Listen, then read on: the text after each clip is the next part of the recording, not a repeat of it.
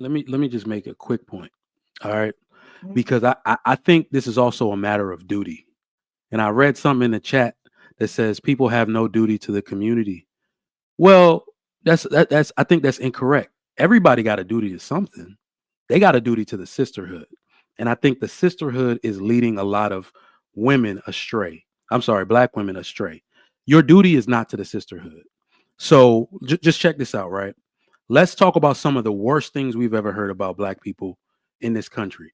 Many of us have been called it, and it's been implied about us to our face. Petty, classless, attitudinal, over emotional, ghetto, unprofessional, rude, right? So if we don't show up to combat those characteristics and say this is not who we are, when we act petty and then brag about it like she got the right and make excuses for it, that is your duty to the sisterhood. You care more about what the sisterhood thinks than making sure that you pave the way for the little girl coming behind you. I understand completely and fully that every young boy in America that looks like me, I have a duty to that young boy. I'm not going to punch this dude in the face because of what he said, because too many people think dark-skinned black men are violent, even though I really want to punch him in the face.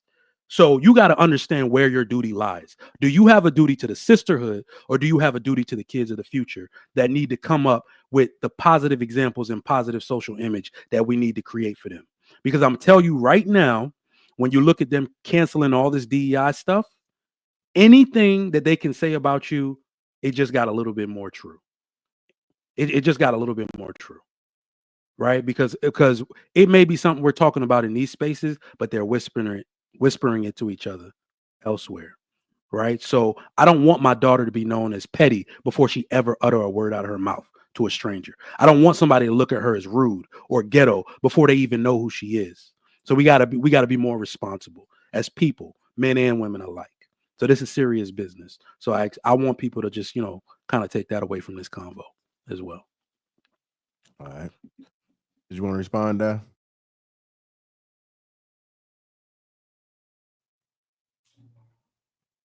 Can you hear me there?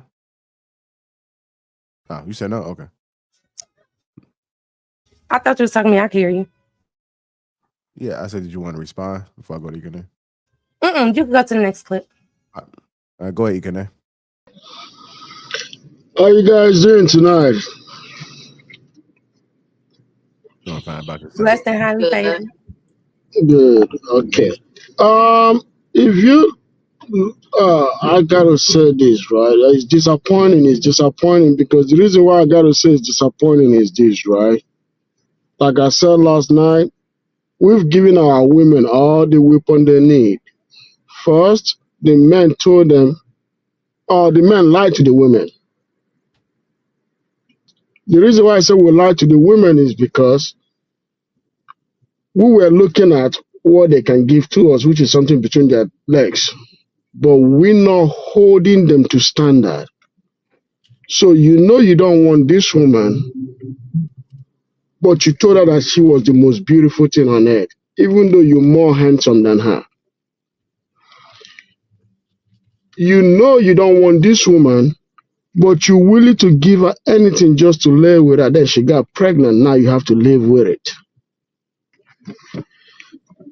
That is why it took me so many years to get married.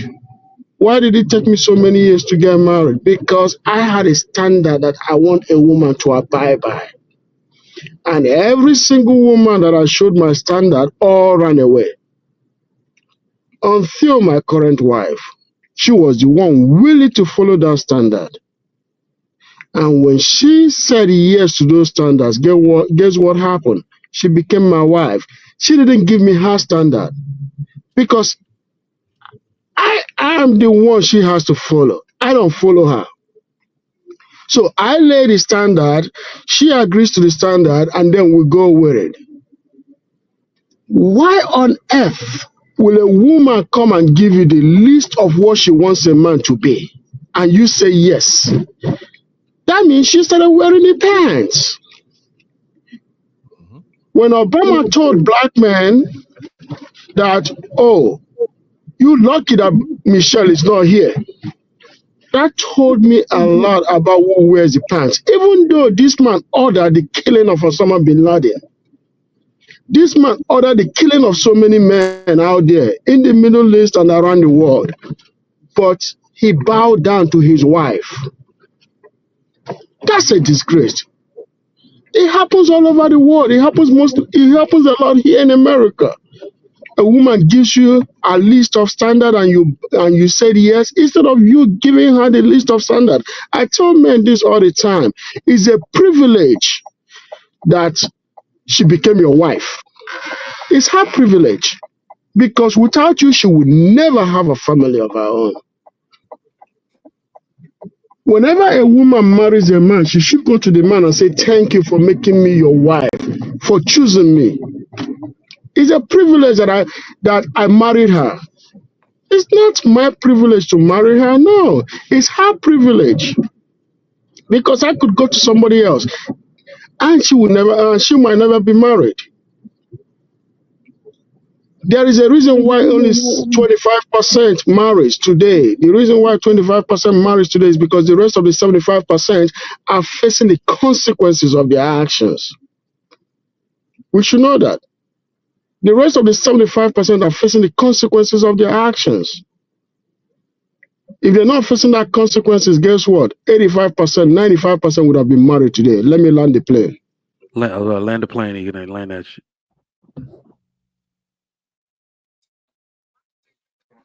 Hey, shout out to Egan for following directions.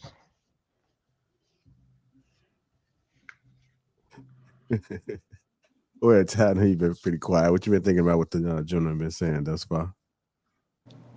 You know what? I'm really just taking it all in. Like I stated in the beginning, I really didn't watch it. This is all like my first opinion from seeing it. I think it's a refreshing perspective to see how upsetting this made a lot of men.